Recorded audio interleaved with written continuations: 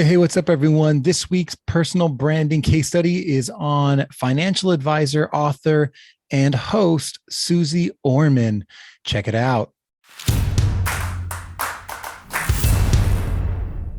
Hey, what's up? Welcome to Brands on Brands. I'm Brandon Birkmeyer, your personal branding coach, and I believe that building a brand that matters is the only way for a person to thrive.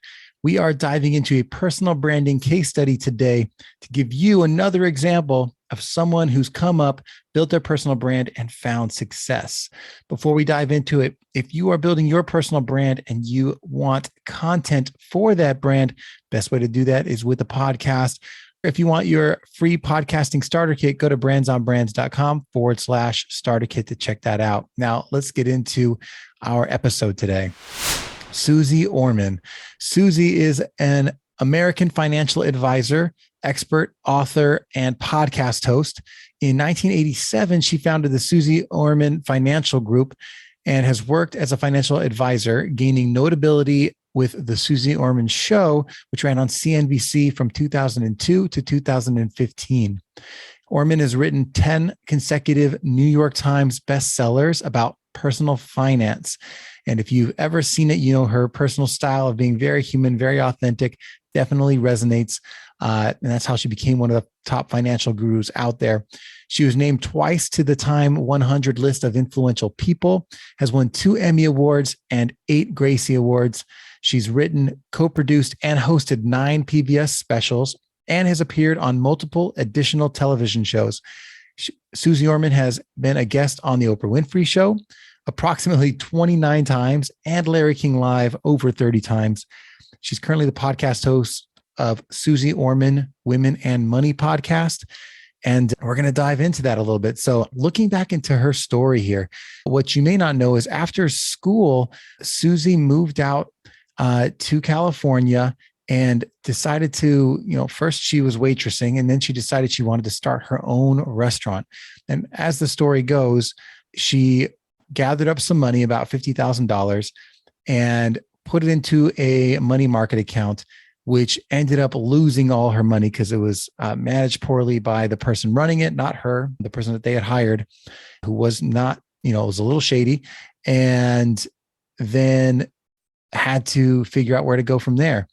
And what does she do? Well, instead of, feeling bad for herself, Suze decides to go and get a job at Merrill Lynch because she figures if this person who, lost all her money can do this job, why can't she do it better? She goes, gets the job, I'm sure under a lot of scrutiny with people that did not think she could do the job. She gets it, does it well. And while she's there, she learns a little bit about, investing and realizes that her money had been spent inappropriately with an inappropriate strategy and ends up suing the company, wins that case. And, I would say this actually doesn't win the case. They settle, she gets her money back and then goes on to much success, obviously, in the financial industry.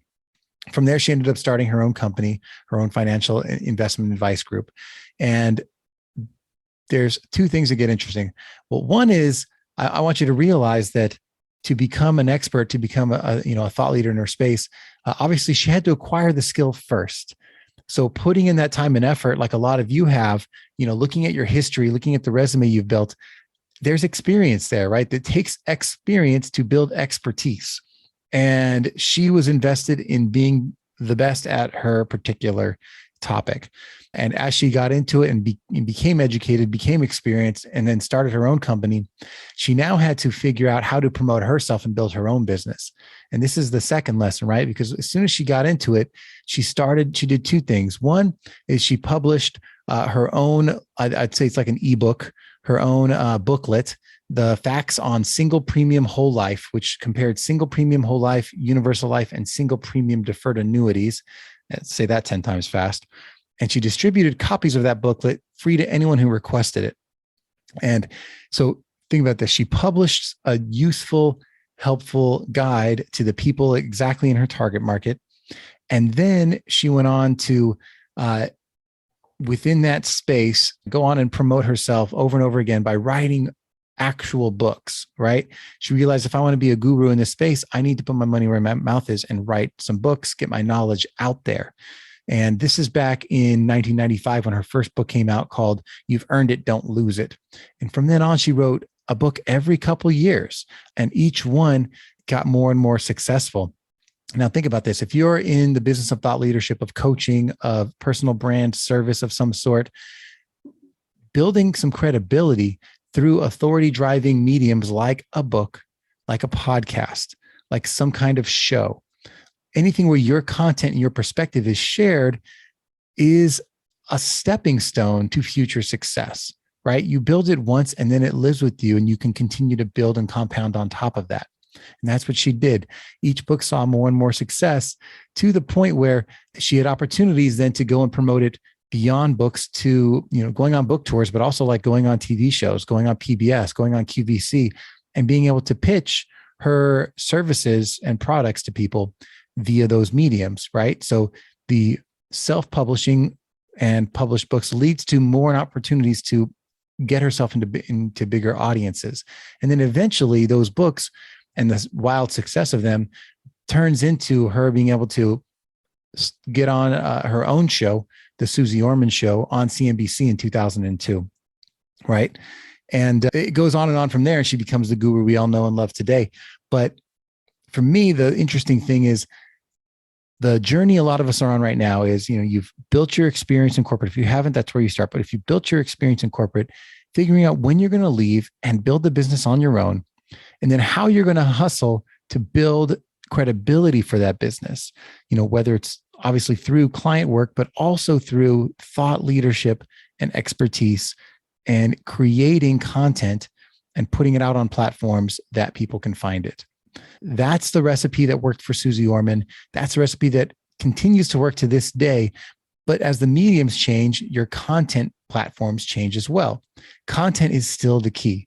You being a thought leader in your space is still the key, but you have to find the platforms that work for you and continue to create videos, written word, pictures, audio, whatever it takes to get your voice out there. That's my lesson for today. Get your voice out there. And again, if you guys are looking to start your own podcast, which I think is the easiest way to get your voice out there and get your voice heard, go to brandsonbrands.com/starter kit for your free podcasting starter kit. And as always, I hope you enjoyed these lessons today, and I will catch you next time. Brands on Brands.